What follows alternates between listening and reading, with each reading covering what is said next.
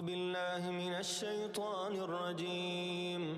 بسم الله الرحمن الرحيم.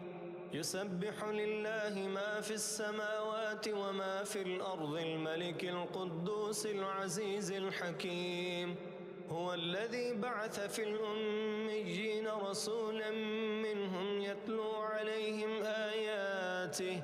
يتلو عليهم آياته ويزكيهم ويعلمهم الكتاب والحكمة وإن كانوا من قبل لفي ضلال مبين.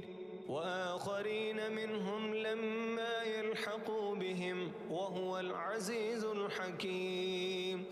ذلك فضل الله يؤتيه من يشاء والله ذو الفضل العظيم. مثل الذين حملوا التوراة ثم لم يحملوها كمثل الحمار يحمل أسفارا بئس مثل القوم الذين كذبوا بآيات الله والله لا يهدي القوم الظالمين. قل يا أيها الذين هادوا إن زعمتم أنكم أولياء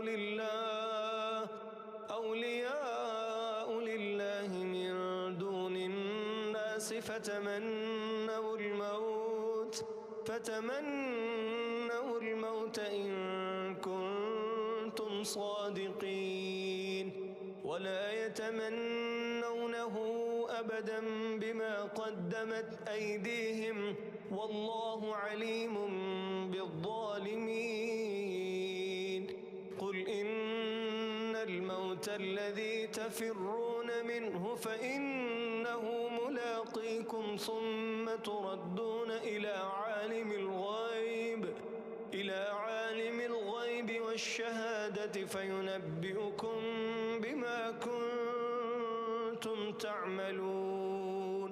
يا أيها الذين آمنوا إذا نودي للصلاة من يوم الجمعة فاسعوا إلى ذكر الله وذروا البيع ذلكم خير لكم إن كنتم تعلمون.